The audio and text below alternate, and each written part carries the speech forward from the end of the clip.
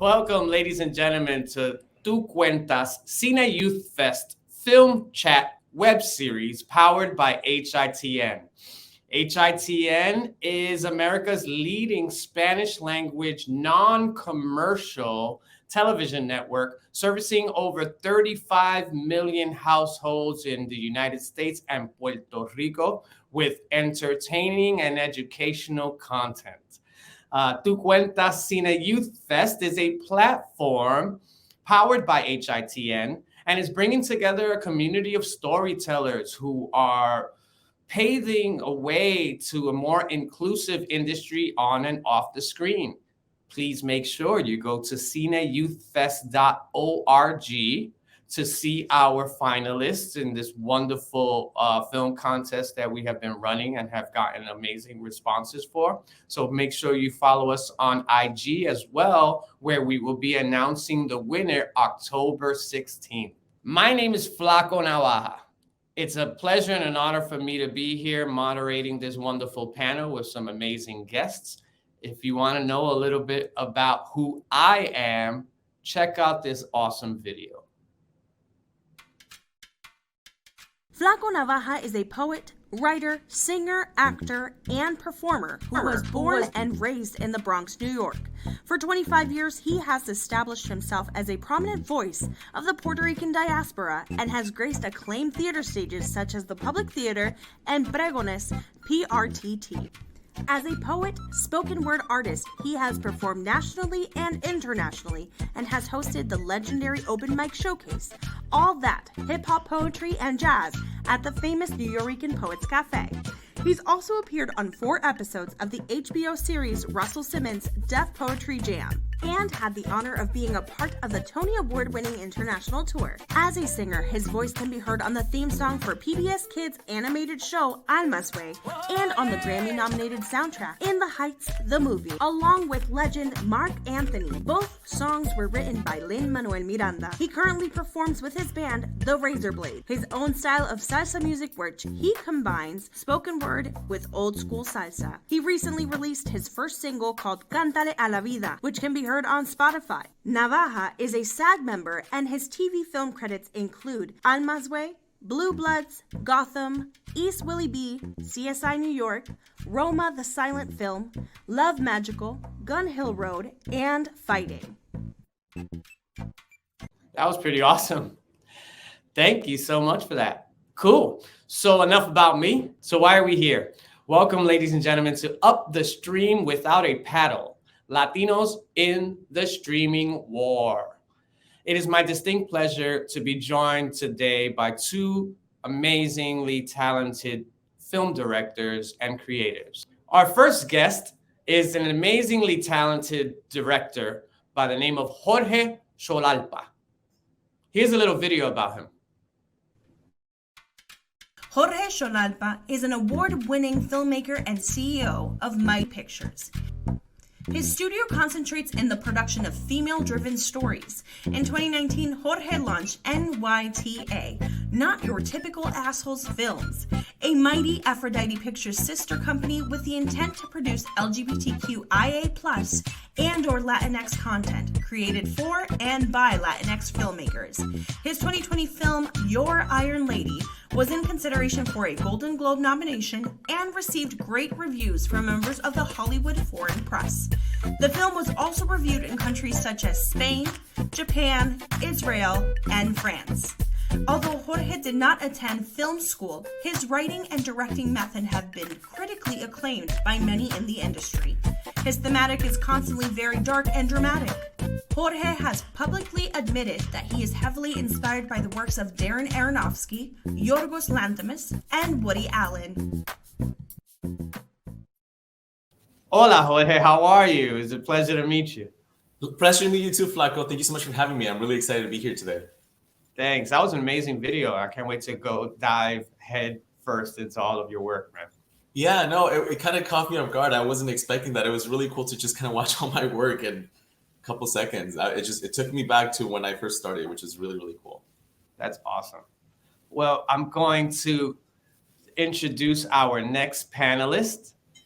And and then we're going to have an awesome conversation. So our next panelist, I'm a huge fan of his work, and he is an amazing director as well. Let's watch this amazing video about the one and only Mercado. Kristian Mercado Figueroa is an award-winning Puerto Rican filmmaker living in Spanish Harlem.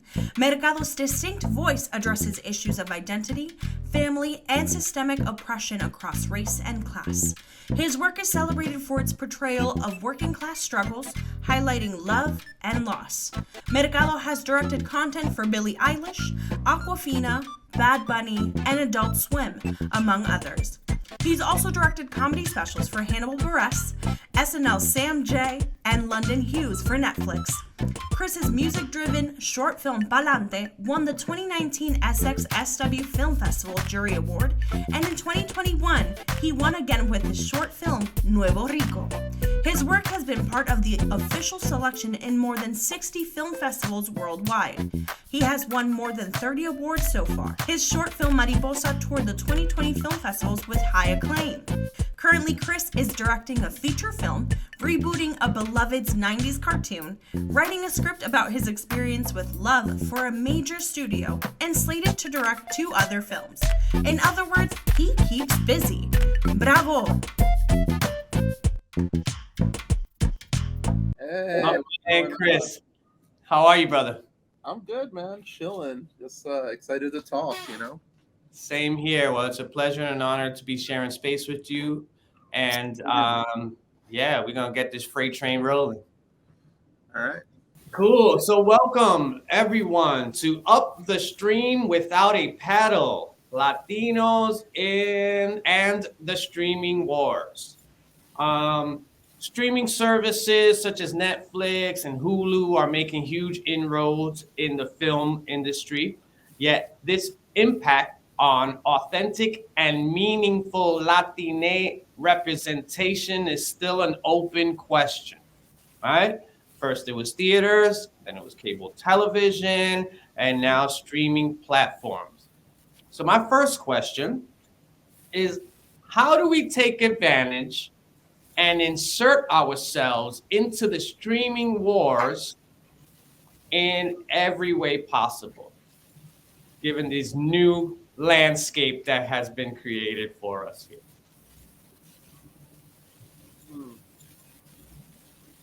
It's kind of a loaded question. Yeah. It is. It's layered. I mean, I guess if you guys don't mind me jumping in, I guess how is it different from any other medium in terms of it's probably doing the same things we've always been doing, which is trying to be present, trying to create space, trying to find inroads.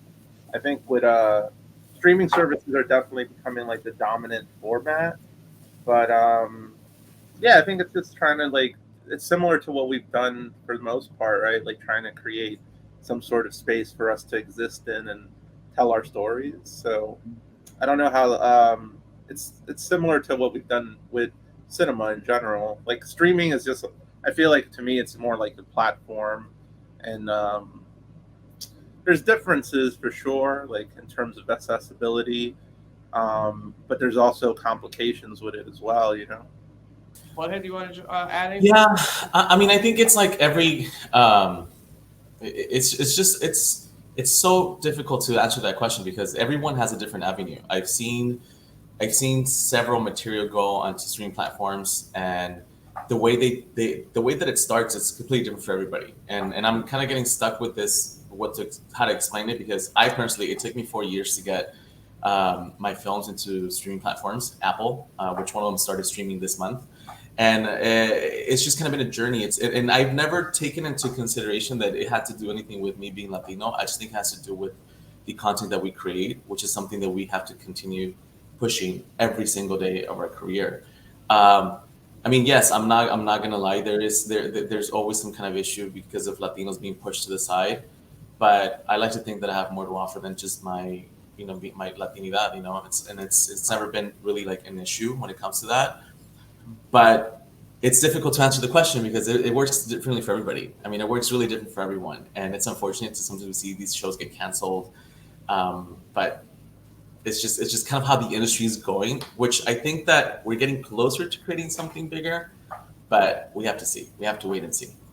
Something that I probably add to that would be like with these streamers, there is something different than like what has happened traditionally with episodic content in traditional media. Like when we had cable, it felt like shows had time to breathe and ferment. Like a lot of times a TV show would syndicate and you would get 2-3 seasons, and the show really wouldn't discover itself till season 2 or 3. And then you had like a really strong live feedback response from like the rating system and like all like season 1 of The Office, this show is okay, but then it hits its stride season 2. Or Parks and Rec, like for example, season 1 was kind of completely a different show than what season 2 ended up being, where it's like totally recasted and they added new characters. And a lot of that is based on feedback response, right? And so with streaming services, even though they collect this massive amount of data, it almost seems like more make or break. Like shows aren't being allowed to ferment the same way. Like obviously, I think it's obvious I'm talking about like Gordita Chronicles, for instance, right? Like that's a show that got like 1 season, and like what 2 weeks into it, they cancel it pretty much. So you're not kind of like in streaming. It feels like more brutal. Like the show either is like a hit or it's not, and then there's not that time to develop and ferment a show and collect the feedback, because that is how syndicated television traditionally has worked. But streaming has kind of undermined that because it's so much hard data now. That makes complete sense. Thank you for bringing that up. And yeah, I recently read something or saw a video of Brother John Leguizamo talking about that very thing, how a lot of our Latinx created content we don't get to fail and try again. Yeah. It has to work straight from the gate. And that's unfortunately and an interesting change, like you were talking about. Whereas before, shows had an opportunity to kind of grow into themselves. Yeah. And here we got to kind of have this mature product immediately. I have a question. Why do you think that is? Why do you think we don't get? And I know you're here to ask the questions, but I'm just curious to hear people's thoughts. Why don't we get a chance to fail? Because I have a theory, but I would like to know why you guys think we don't get a chance to fail. I think we never got a chance to fail. I don't think that's a brand new development. However, the fact that we're in this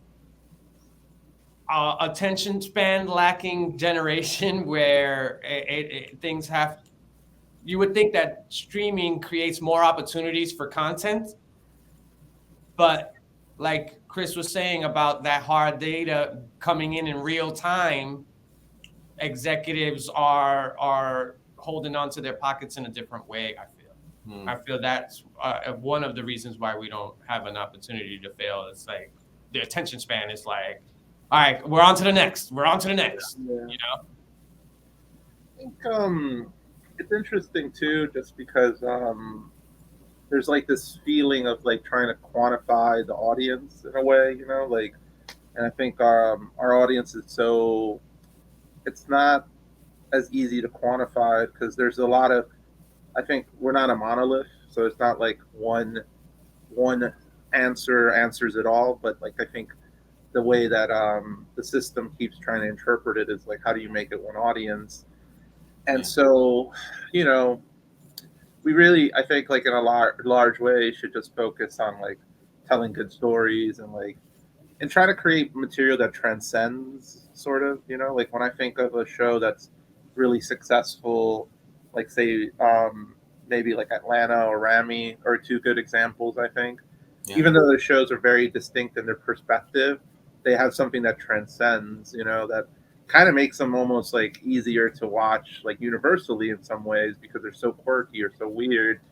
And I think like with maybe our material is so scrutinized that we're not allowed to breathe in that quirky space sometimes because people are like trying to enforce or inject like, oh, this isn't like, you know, Latino enough or this or that. And then like then you start to get into like the hacky stuff, you know, like where it's like almost over performative. And sometimes that over performative stuff isn't even for our own audiences, it's like for white people, like, which is weird. And will in turn kind of and it will in turn alienate the Latino audience because they're like, dude, come on. Yeah, it's not like I don't know. It's not like I don't know. Like I watch Star Wars and I know what a Star Wars reference is. So like you could just throw that into any of our shows technically, but for some reason it's almost like we still get caught up in like this like othering and foreigner type of feeling. I don't know. I think real quick, I think personally that we're so used to being pushed aside that when we get an opportunity, we just say yes without even thinking about I don't want to say consequences because there's usually consequences attached to something bad, but I think that because we're so pushed aside when we get an opportunity, we kind of tend to lose our integrity in a way. That's just my personal opinion, because I think about all these shows that have been canceled, and I was having this conversation with my manager, and I said, you know, I think that some of these shows have been good or had the potential to be good, but where does our integrity come in? You know, like I've had meetings with some of these streaming platforms because I'm developing a TV show based on a novel that I purchased the rights for, and I've said no to 2 streamers because I knew that the moment their idea of what they wanted to make with this TV show wasn't exactly what I wanted to say as a director, as a storyteller. And sometimes I feel like we get a little too excited when someone says yes here, you know, and we tend to just kind of sideline integrity. But, you know, aside from that, not everybody's experience is the same. I'm just kind of speaking based on what I think happens. Like, for instance, there was a show by a really famous singer, and I had a lot of faith for this show. And I remember watching it and thinking, who agreed to make this? You know, like, why didn't they like double check? Why didn't they do their due diligence? You know, and what I was really disappointed about is that when this whole thing like was over, there was this LA Time articles kind of defending like the creators were defending their point of view, which I understand 100%. But at the same time, it's like we kind of know what we go into when we get offered something this big. And I don't know, I just feel like we lose our integrity. And again, I'm speaking just based on the outside. I don't know what happens in the back of these shows. I just thought, you know, well, if I had made something and it didn't work out the way I expected to, or the way I thought about, instead of issuing, you know, like an argument, I would just say, I learned from this and I'm going to move on because there was clearly something not connecting. But I love everything. I love everybody's work. It was just kind of a thought. Yeah, no, I totally hear you. That brings us to the next question, right? The next question, can either of you, or both of you, please, tell us about any success stories that you personally know of in this new streaming war? It could be a personal one or other. Like personal successful stories or just stories that we... Either way. Well, yes. For me, my whole career is kind of a success, and no, seriously, I think that every step that I take is success, and it's really hard to talk about success because what is success? You know, I think like we're always chasing or seeking the next project, and for me, I'm not sure. I think it was Hitchcock that said, I'm not a fan of Hitchcock, but I think he said it. You're only as good as your last picture, and that's how I see it. I'm only as good as my last film, and I truly hold on to that because if I'm not creating, then I'm not growing, and if I'm not getting rejected, I'm also not growing. I could dig it. I think to be specific, I was talking specifically about this streaming Got it. landscape. Yeah. No, I don't really know about many stories because I guess candidly, it's interesting because like I really don't try to quantify life through like the lens of success because I think it could be kind of like such a trap sometimes to think about things like that. But I do acknowledge that like sometimes when people look at like my career, they go, "Oh, that guy is like successful," and I should probably take the W. You know what I mean? Like that might be more any of them that we can. I should probably like talk to my therapist about that. But I will say that a lot of my career, at least when I started working into like longer formats, came through comedy specials, which literally kind of blew up through streaming. Netflix and HBO started streaming comedy specials, and then the demand for them incremented so much, from streaming. Because it used to be like a comedy special would only be like a rare thing occasionally, like it would just pop in every so often, and they were kind of like really special. And then at some point, Netflix basically would drop a new comedy special a week, so 52 a year were dropping at its peak, which has slowed down recently because a lot of stuff is changing, and a lot of these streamers currently, whether it be the Discovery Warner's merger or Netflix losing some of their user base. So the streaming landscape right now is changing quite a bit. Gotcha. So Jorge, your film is streaming on Apple on Apple Television. I think that's a success. Yeah, it was kind of. I actually found out because someone called me. I mean, I knew we had made the deal, but I didn't know when it was supposed to start streaming. We made the deal about a year ago, and it was a friend called me. He's like, "Yeah," he's like, "Valentina's on Apple," and I was like, so it was kind of like it was kind of one of those things where like we all kind of just celebrated at the moment. But yeah, no, it took me 4 years to get this film into a streaming platform. We made this feature film with $500, which is insane. We shot it in 7 days. The actress Victoria Rosal, who's a known soap opera actress, this was her first film. I remember tweeting at her and saying, "Hey, I want to make a film with you." She donated 7 days. We went out to the streets of LA. We shot this thriller, and to see it be where it is today, 4 years later, and to start streaming specifically around the time when we shot this film, because you know how Facebook reminds you all these, of all these memories. It was kind of full circle. I remember just thinking, wow, like this is really happening. And then it did so well on the first month that we actually sold more territories, and it's coming to be in the movies on DirecTV on Saturday. It's on Spectrum. It's on Google Play. It's in a bunch of other platforms. Like it did so well that first 2 weeks that we got the call, and we just started getting it in a bunch of other platforms. And it's truly amazing to see that someone who didn't go to film school, who went to law school, who said, "I'm going to pick up a camera and make a film with my savings," which is literally $500, see this film where it is now. I hope it inspires other people to pick up their phone or pick up their camera and go out and make something. People are always waiting for the right camera, the right lighting, the right actors. There's no such thing as the right thing. It's just the right timing, and it makes me feel proud. It makes me feel proud to see this happening, because I think that as an independent filmmaker, with a little film like Valentina on Apple, it would most certainly open doors for other people. I would hope so. And I have two more films coming in the next quarters on Apple. So it's exciting. It's exciting that this is all happening at this year in time. That's beautiful. Congratulations. It's super inspiring. Making a film in itself, even if no one ever sees it, is an accomplishment, And I always say that because of how much goes into creating something, any piece of art. But a film is so involved, and so it's a team-driven sport. And so it's an accomplishment not only for yourself, but your team and everyone that supports you.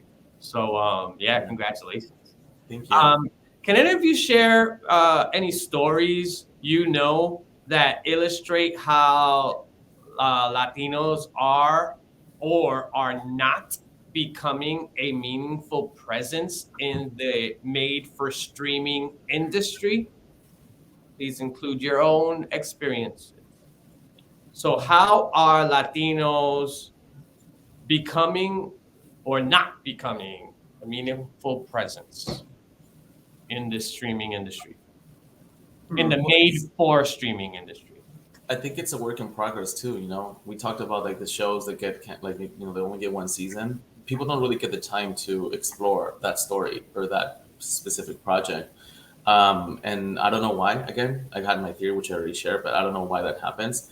But definitely, people will remember. I mean, people remember, and then we are leaving presence. I think that that people are understanding that we might be becoming the storyline of getting canceled here and there, but we're constantly trying. Like we're still trying. We're fighting to get in there. And although it might not seem like the door's open, it's kind of cracked open, and we're kind of just getting in there. But we saw the success with, at least in my opinion, with Father of the Bride. I thought it was a really great, made well film. And I'm not really a rom-com person, but I remember going to the premiere and watching it and thinking, this is gonna really open up more doors. This is gonna make people understand that it was actually the first film that I saw with Latinos that didn't really push the whole super stereotype cliche of Latinos and the chanclas and that. I was like, oh, this is actually really interesting, which it goes back to the integrity of the creator. I think the creator said, well, I'm going to make something that mixes two cultures, which is the Mexican culture and the Cuban culture, and, actually show the conflicts of what it is to make a drama, comedy, film. And I thought it was well done. Some people didn't like it. I liked it. I thought it was great.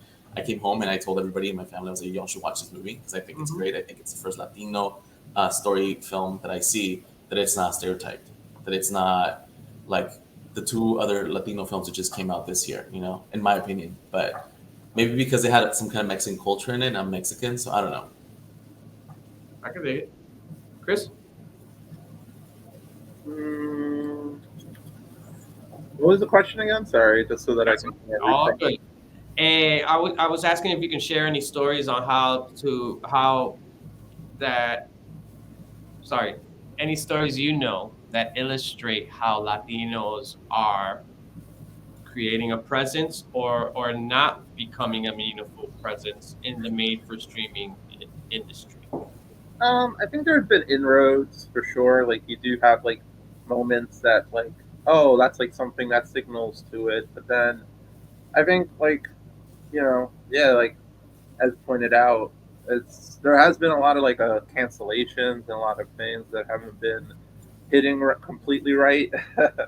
Whether you wanted the content or not, it's been like, it's been an interesting thing. Like it does feel like right now, and I don't want to sound bleak, but I think like anytime there's like pressure in like the industry, I think we're the first off the cutting block. I feel like just real talk. I think like that's just how it works. Like I think like it's like it seems like we're just like easiest to like get like cut off a slate or to cancel because I don't know if the pushback is enough or I feel like we are vocal about like, oh yeah, like a good example would be like, I don't know, like the cancellation of Gordita Chronicles, the Batgirl movie was Latina led, right? So that's like we're getting all these like little instances of things, or even more recently, even like the Fidel casting being so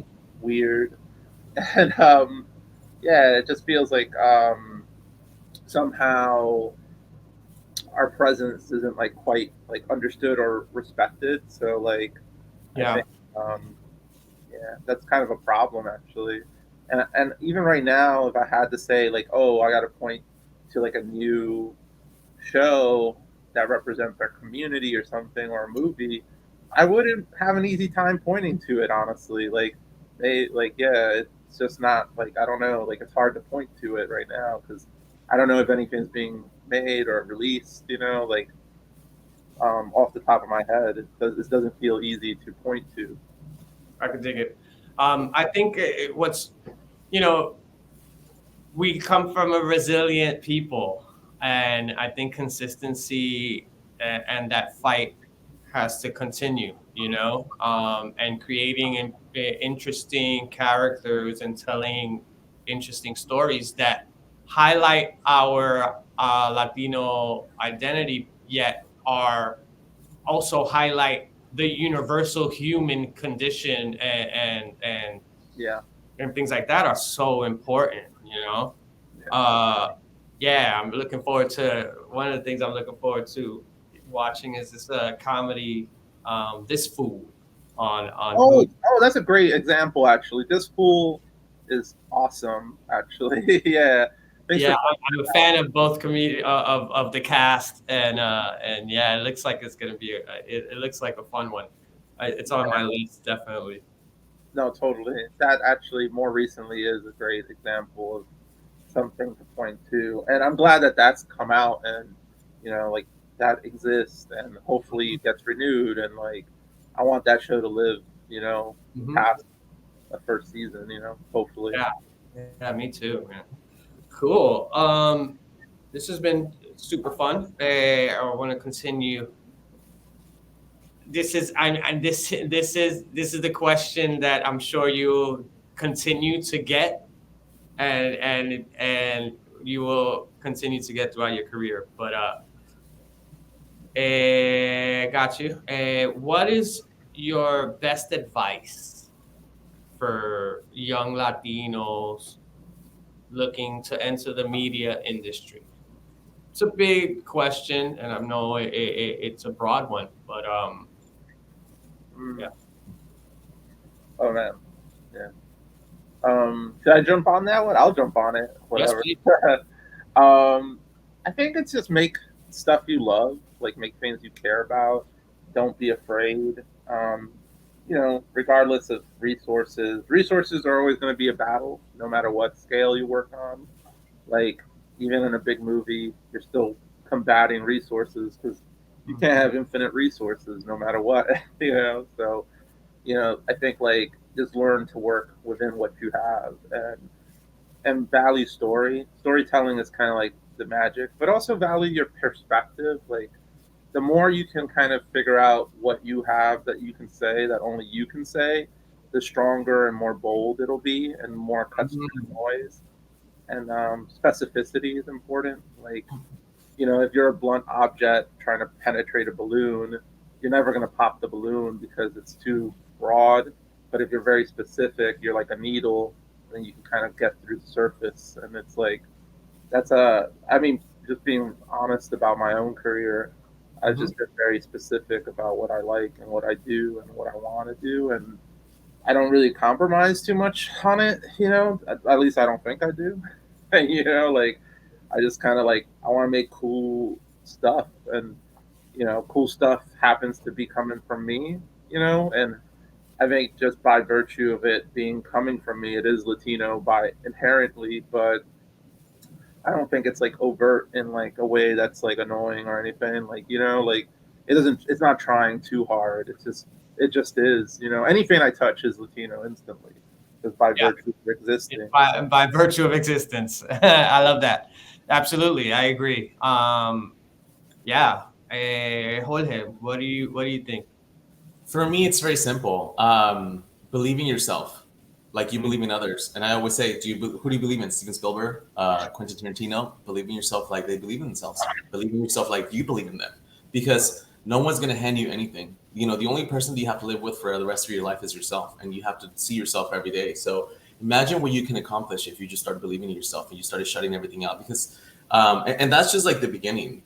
Of course, later, my second piece of advice would be do something that you know. Write. If you're a writer, write about what you know. If you're a director, direct what you know. And half of the time, what we know, we don't really know it, which sounds really dumb, but it's just taking a risk, taking a risk, most importantly in yourself, because I think that people don't really do that enough.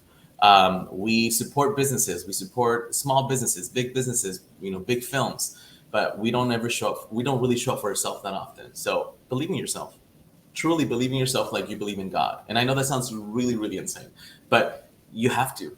Because the moment you walk into a room, people perceive that. You know, I have a really interesting story. I remember walking into CIA, you know, they wanted to rep me, and I went, and there was all these agents, and it was like typical, like how they show you on TV. They had this like big conference room, and I remember just waiting there. This agent that had called to meet me was late, and I'm thinking, okay, well, he has, of course, he's important. He's late. He shows up, he sits down, and the first thing he says, "What can I do for you?"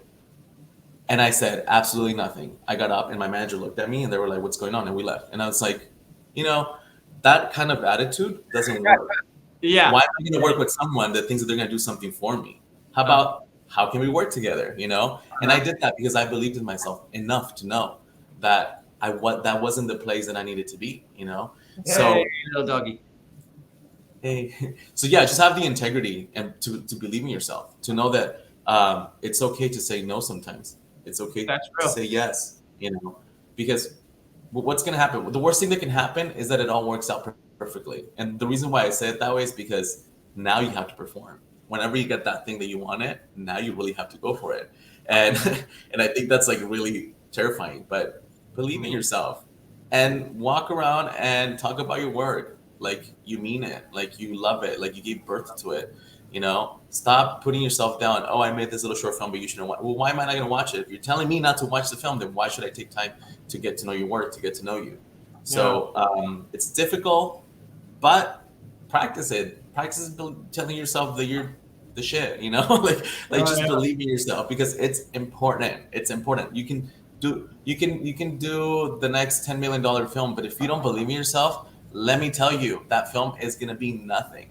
So believe in yourself. That's the advice. That makes complete sense. Thank you so much for that. I agree. I forgot who it was that told me one time I was going through something, and they were like, "No one's gonna love your project or believe in your project as much as you do." Yeah. So you know what I mean? Like you can have your boys helping you out or your friends helping you out with all of these things, but you know, unless you're like the most gung-ho about the project, they're going to kind of follow suit, however you set the precedent. So that's important. And I love how you, Chris, mentioned how young people, you know, just do it. You know what I mean? Pick up your camera, write your story. You know, we all have our own stories to tell, and no one's going to tell them unless we do, you know? Yeah, I think like writing is cheap. It really is. You don't have to. It's only time and effort. I mean, which is valuable, but like honestly, you don't need a budget to write. You know, like you just write. So there's something to be said about that. I love that. Believe in yourself too, man. I gotta remind myself to do that too.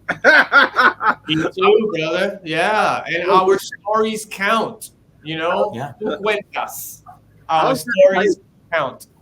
I was like, I'm gonna remind myself of that too. That's an interesting thought about like, you know, with artists, like self-love is mad important actually, low key. Especially in our community, we definitely need to learn that stuff more. Like, because it's tough. It's tough out there. So, love yourself. Yeah, that's a great message, honestly. Absolutely. And then, you know, that's super important for us to love ourselves and believe in ourselves because we're navigating an industry that isn't necessarily built to display their love for us. You know what I mean? It's not. And we're kind of like, you know, kicking doors down and opening windows and climbing through them in every means possible. As an actor, it's interesting for me because I'm not in control of pretty much anything per se. Except my own personal career, I can say no to auditions or yes to them. But in terms of being in the creative seat, it's a difficult landscape to navigate. And it's so hard to believe in yourself as an actor sometimes because we're just constantly being rejected and also like told to be as if, or like I have the constant thing of being like, you're not dark enough to play the Latino, but you're too dark to play the white dude. You know what I mean? So I've been in this like middle place a lot. It's that's kind of like the limbo of being Latino, though, in a lot of ways too, because I talk about this sometimes with people where like one of the challenges of work, like just existing in America as a Latino is so much of America's bipolarization of race. You know, you're either black or you're white, and so anything in the middle sort of kind of gets lost a little bit, and Yep. people have a harder time categorizing, which is just kind of like the way America was built. You know, that's just how it is. So I think trying to find space for our stories and our existence, however complicated and nuanced it is, because it is complicated and nuanced. I mean, you know, there's so much distinction even within our own cultures and our own stories. So I don't know, but I like specificity, so I think like people should ride with that. You know, like I agree. I agree. Once you find your voice, zone into that, zoom into it, and stick with it. A lot of times we kind of try to do broad strokes to try to get as broad of an audience as possible. Whereas, like you were saying, Chris, the more specific you are, the more the more specific you are, the more kind of universal it can be, yeah, because it zones in on the human condition, it zones in on like specific yeah, emotions, it zones in on situations that are universal, you know, experiences. Love is a yeah. universal theme, you Well, know. film is like I always feel like film is a lens to truth. You know, like it sounds funny, but it is like I think that's like what cinema is trying to reach at, like a truth. And so the more truthful you can be as a creator, as an actor, as a filmmaker, the more you tap into something that people see genuinely. When you can Hmm. create truth in cinema, which is not that simple, honestly. Like it's actually kind of complicated because you know to find truth is like a like lifelong journey. You know, it's not like something you just stumble upon one day. It's like experiences and like um, discovering stories or finding what connects to you or what really reflects you inside and how to share that with other people.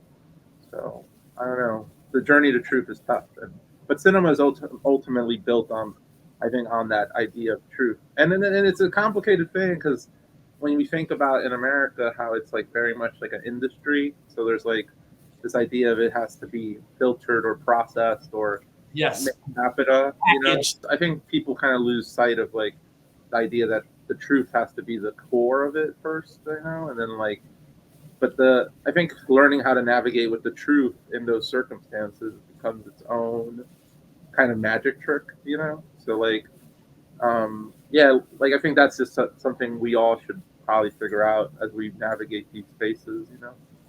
Awesome. Well, thank you so much. Before I we have a head out, question. I'd like to ask you all if you had any last remarks, and then No, we're I just gonna had a take. question. I had a question because I was listening to what Chris was saying. Okay.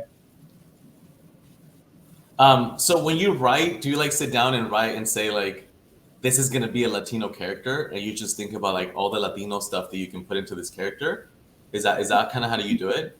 No, not really. Like I think I just write from like a place that's like truthful to like a feeling first. Like usually I'll write from a feeling. Like I'll go like, oh, what am I feeling? What am I trying to communicate? What's the tone of this? And then I try to figure out what the driving force of the character is. Like what's their motivation? Like what's the engine?